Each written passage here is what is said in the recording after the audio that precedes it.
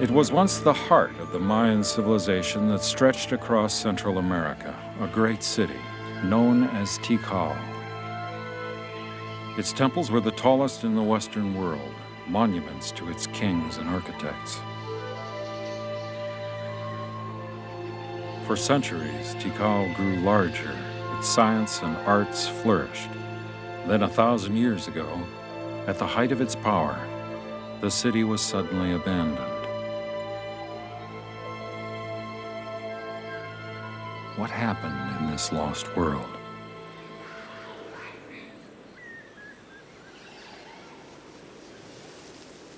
What keeps all cities, all civilizations alive?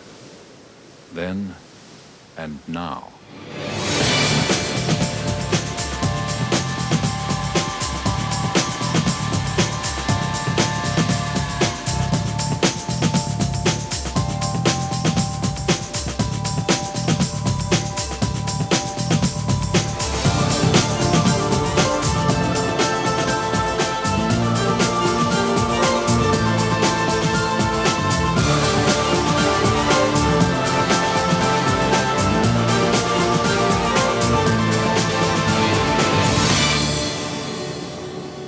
Cities like New York are triumphs of human technology. They feel as if they will last forever. And they give us the sense that we're somehow apart from the rest of nature.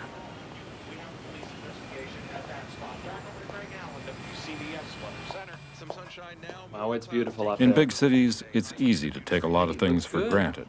Food comes from the supermarket. Water comes from the faucet. Or does it?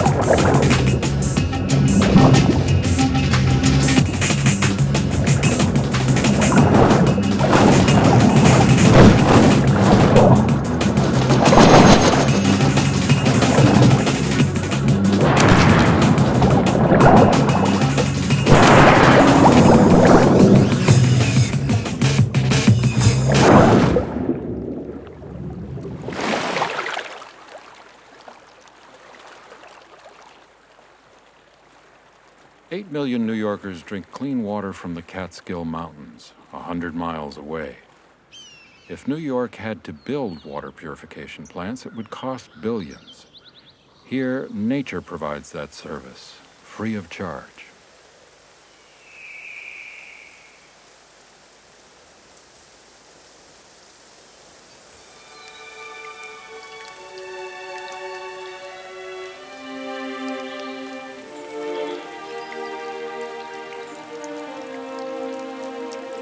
If we could follow the rainfall down through the leaf litter, we'd find that what we think of as dirt is a world teeming with life, a metropolis much more densely populated than the city it serves.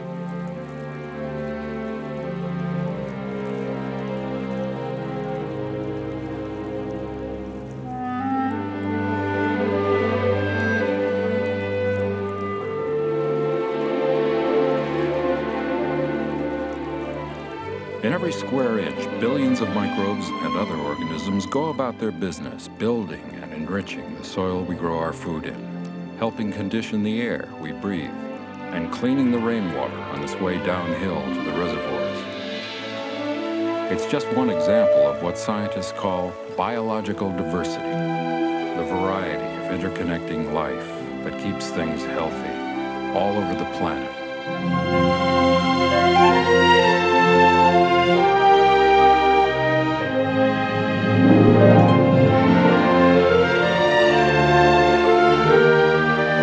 Everywhere, nature has found ways to thrive. Each place, each ecosystem, shapes its own community of plants and animals.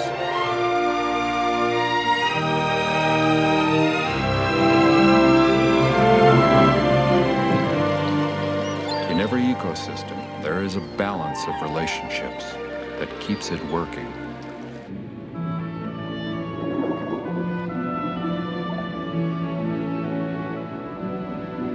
The giant seaweed called kelp is many things to many creatures.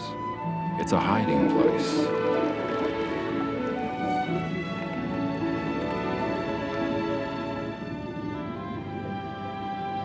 It's a nursery for spawning fish. And it's a food supply for the sea urchin, a spiny creature with a big appetite.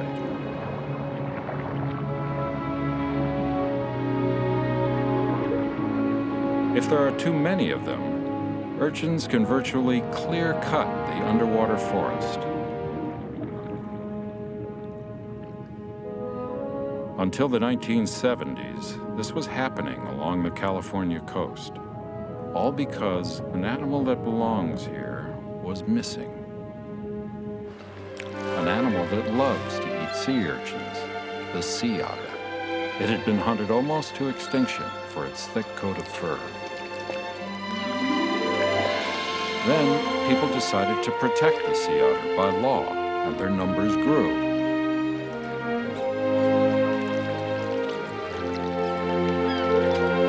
The balance of life began to reestablish itself. Now, wherever there are otters, the kelp forest flourishes, and so does everything in it.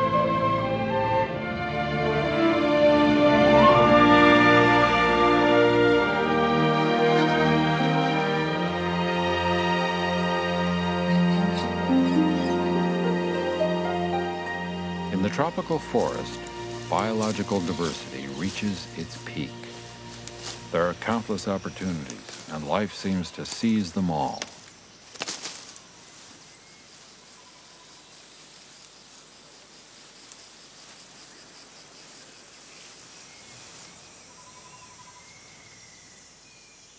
Like the kelp forest, the health of the rainforest is maintained by the variety of its inhabitants, as long as the natural balance is undisturbed.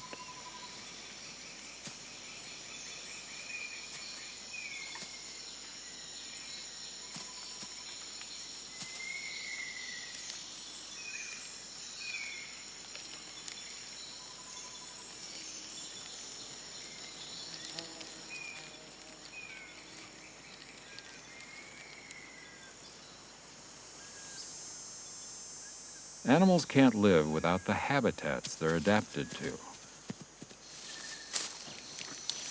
Many, like the South American tapir, are now threatened or endangered because they're losing the places they live.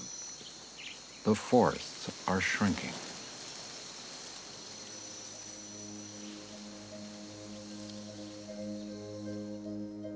For thousands of years, more than 1/3 of Earth's landmass was covered with pristine forests, full of life. The forests of China and lands around the Mediterranean were first to be cut, as towns became cities and nations. The rate of loss speeded up with the Industrial Revolution, but in the last 50 years, we've cleared more forest than in all our previous history. Less than half is left.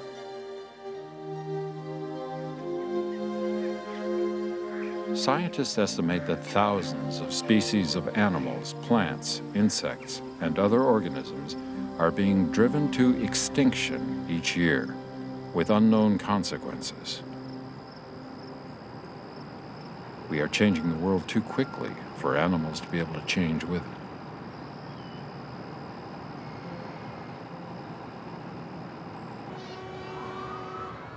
In major institutions around the world, scientists are now working against time to find and understand all the diversity of life that remains.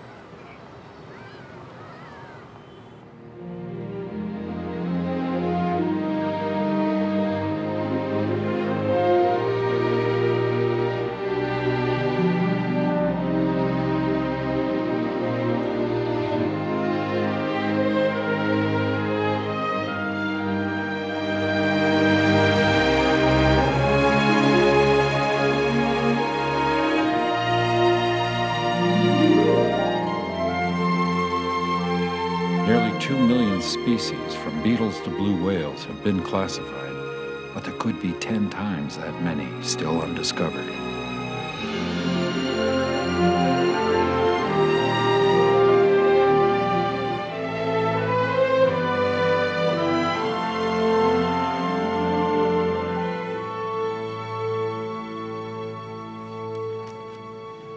The priority now is to explore the places with the most unique biodiversity, where the web of life is still intact.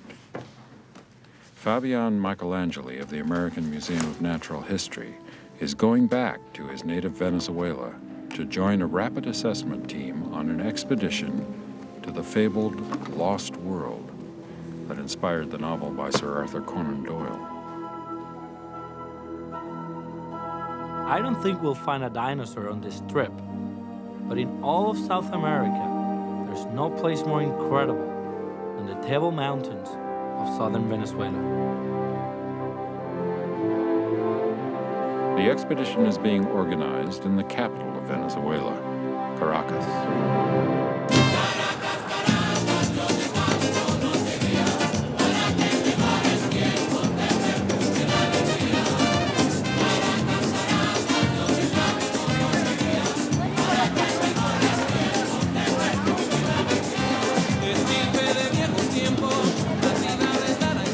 Leader of the rapid assessment team is biologist Margarita Lampo, whose specialty is amphibians. I always had a passion for animals, ever since I was a kid. I liked the idea that everything in nature was connected to something else. For 10 years, I've been studying frogs and toads. These creatures can tell us so much about the health of the places where they live. My colleague, Celsi Señaris, and I are concerned by evidence that frog populations are declining all over the world. Now we have the chance to search for them in a place where few people have ever been. For the next few weeks, we'll be living in very different conditions.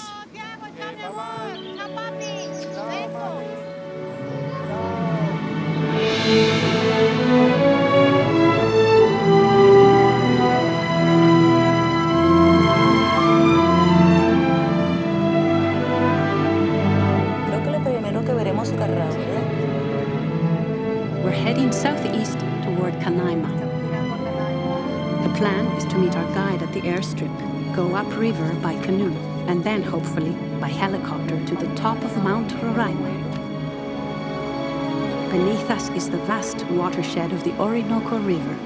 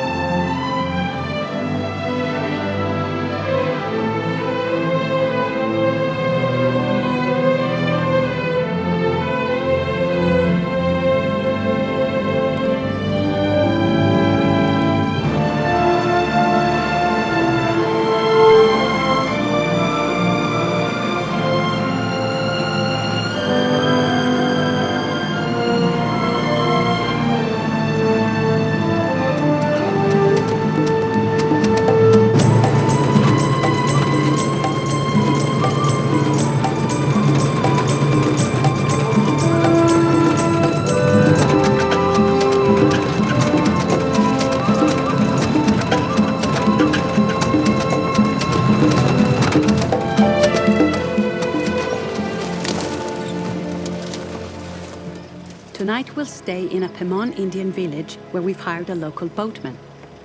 The Table Mountains are a lot closer now. I like the Pemon word for them, tepui, but I can see why others have called them the Lost World.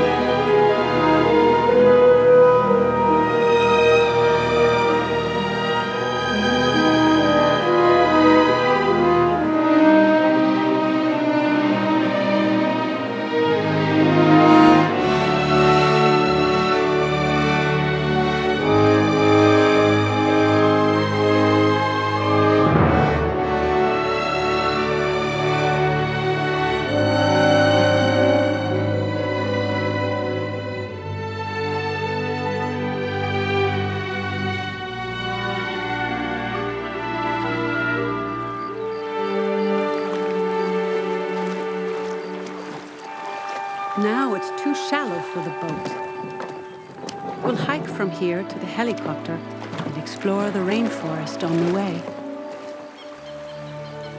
I can't believe the beauty of this place.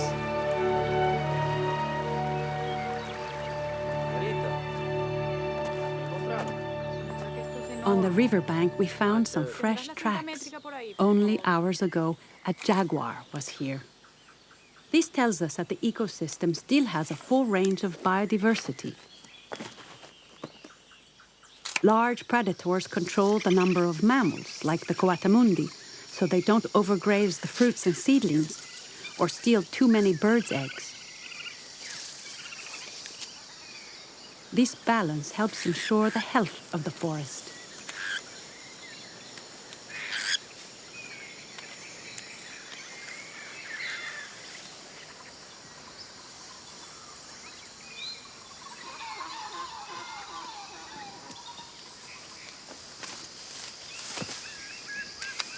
¿Viste? Es una psicotria, una rubiácea.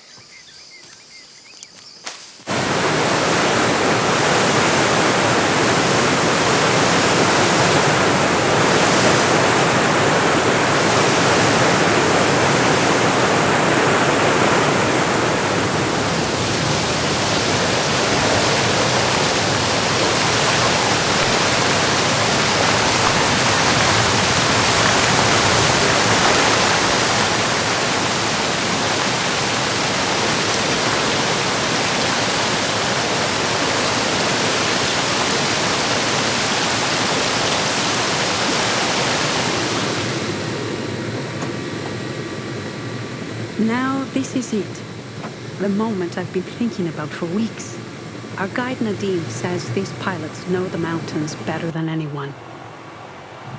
Next stop, the summit of Roraima.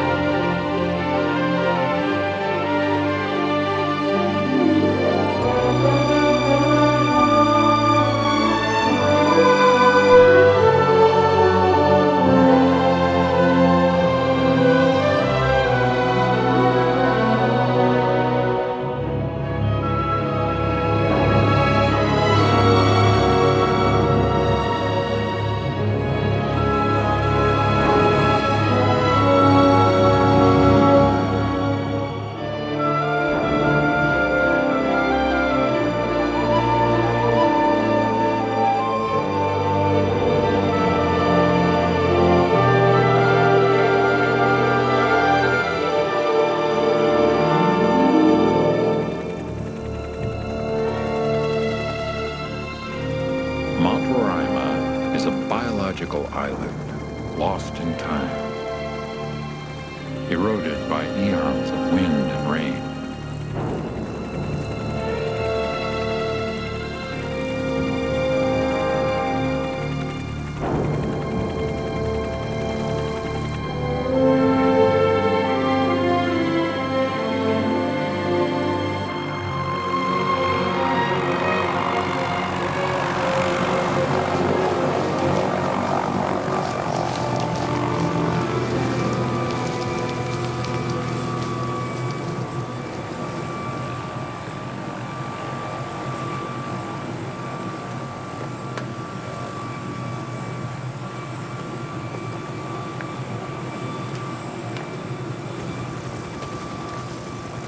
The pilots don't want to shut off the engine up here.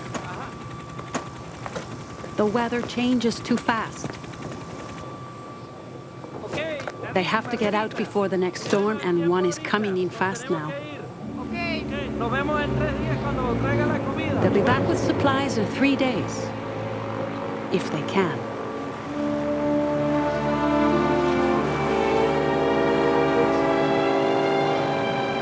I had mixed feelings watching the helicopter leave.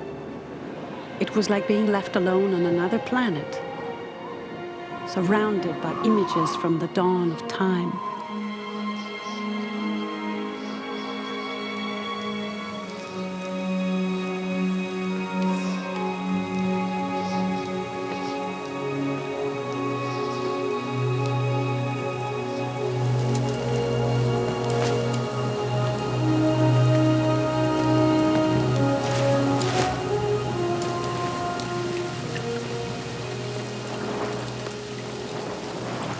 In these conditions, shelter is the priority.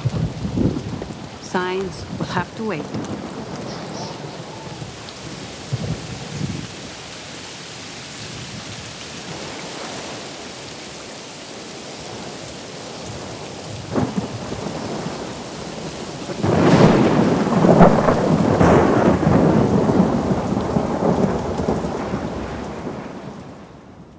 Pásame ahí.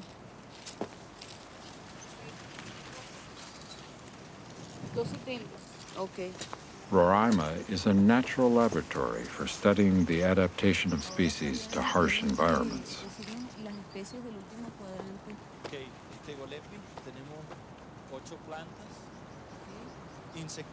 Fabian is the team's plant specialist. All over Roraima, there are these beautiful miniature gardens.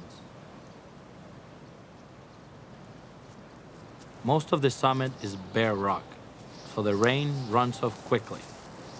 Plants only grow in depressions where water and soil can accumulate. If we carefully examine these little islands, we see that they are laying just like rugs on top of the rock. The soil is mostly sand with very few nutrients, but it still supports an incredible amount of life. Probably half of it exists only on these mountains and nowhere else.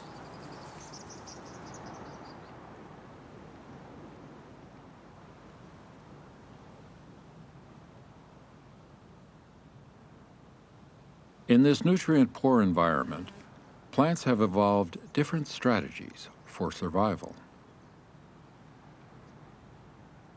Some have become carnivorous, trapping and consuming insects.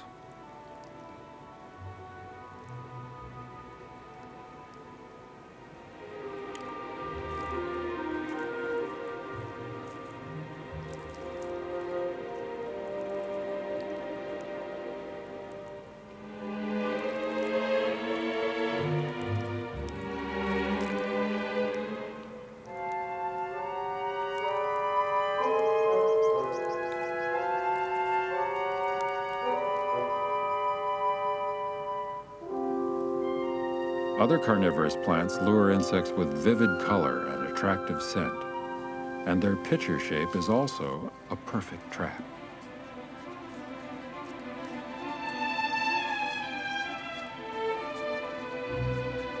Thousands of slippery hairs cover the inside of the pitcher. It's only a matter of time before the victim slips into the bowl of rainwater where larvae and other organisms break down the insect. The plant absorbs the nutrients in the water. Roraima seems like a great place for amphibians with ponds and streams everywhere. But at first we saw nothing at all. And our samples show that the water is as poor a food source as the soil. Any creatures living here have to be very resourceful.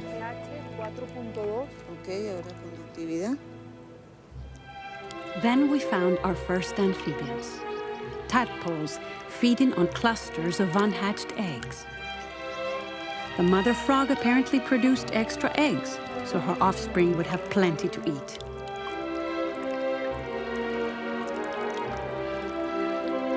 Nearby, we saw a frog laying eggs in a plant, the only carnivorous bromeliad known to science. The water below is full of captured insects. Once her eggs hatch, the tadpoles can make a feast of the soup. And maybe the plant gets something too, like nitrogen from their waste products.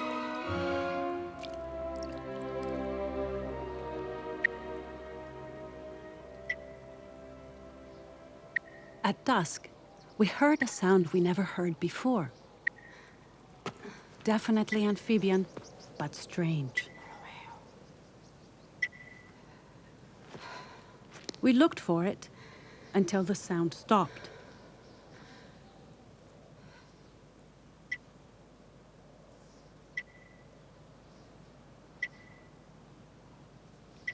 In the morning, we heard it again.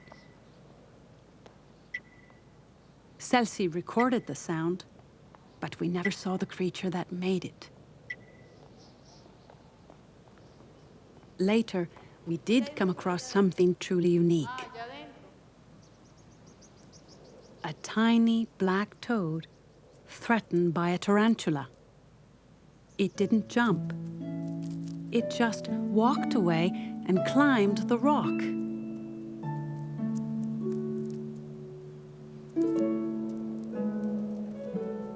When the tarantula moved on, the toad curled itself up and rolled down again. Now that I've never seen before.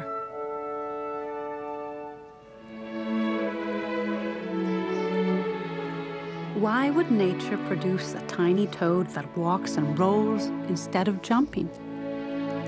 No doubt, we still have a lot to learn.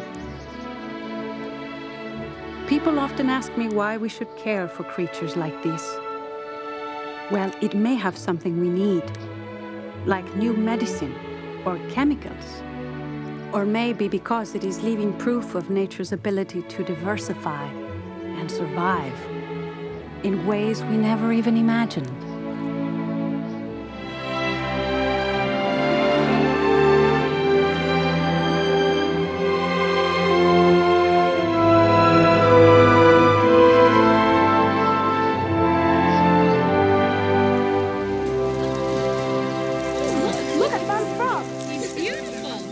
It's a long way from the lost world of Venezuela to the suburbs of New York. But the diversity of life here is just as fragile and just as important. There's some over here. Hey, look at this. I want you to look to see how many plants. I think it's a salmon. Okay. Like the life of remote rainforests and How many mountains, have you got? the creatures in our backyard all play their part in the balance of relationships that keeps the world healthy. Hey, look at this. Insects need flowers. Flowers need insects. And we need the food that pollination produces. How are you two doing? In just 1 square meter, young explorers on a field trip can find a lot of life. Don't forget to write. If they look hard enough, they'll find things even scientists haven't seen before.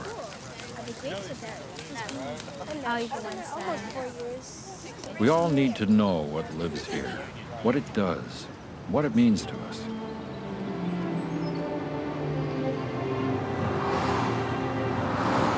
But as we take up more and more space on the Earth, we may tip the balance of life without even knowing it. It wouldn't be the first time.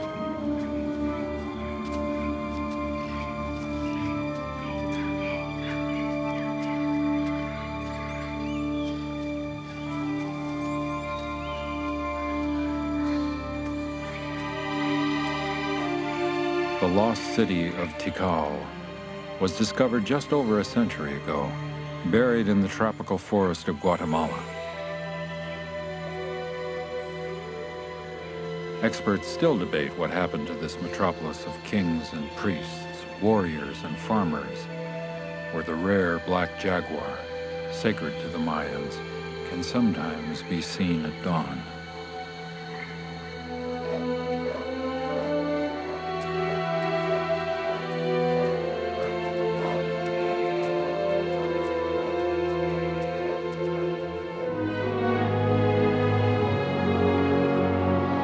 New studies suggest that if we could imagine Tikal as it was, we might see that its expanding population had stripped away the forest for miles around, exhausted the soil, water, and food supply, with famine, warfare, and collapse not far behind.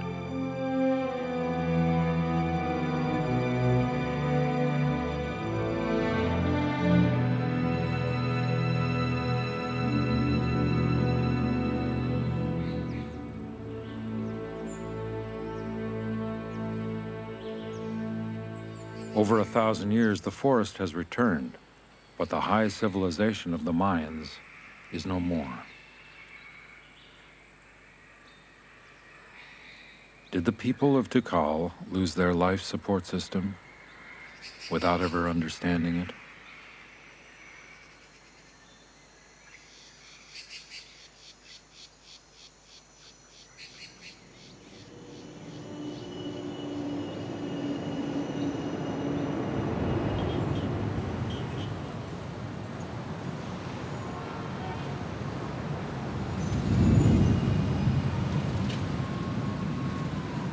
Surrounded by the marvels of a modern city, we believe we are masters of our destiny. But everything in our homes, everything that keeps us alive, comes from nature.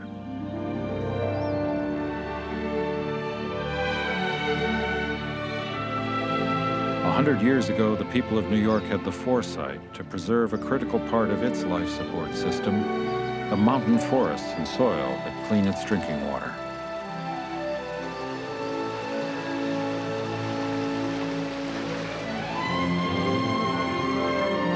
30 years ago, the marine ecosystem off the California coast began to restore itself because we had the wisdom to protect the sea otter.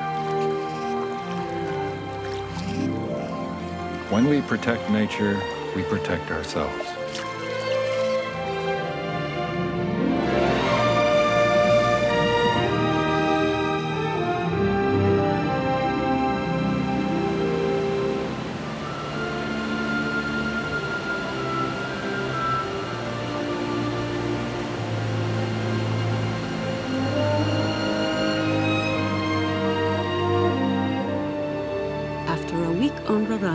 Soaked by the rain, we've flown to another tepui for a few days' work. We'll be on our way home soon. But in a sense, this is our home. The air is fresh and the waters flow endlessly. These places give us life and remind us that we are just a small part of nature. Frogs seem to be a kind of bellwether for the health of the planet. If so, things are okay up here. Will it stay this way? I like to think that places like this will be here for my children. Maybe our work will help us to understand the world we have and the world we have to lose.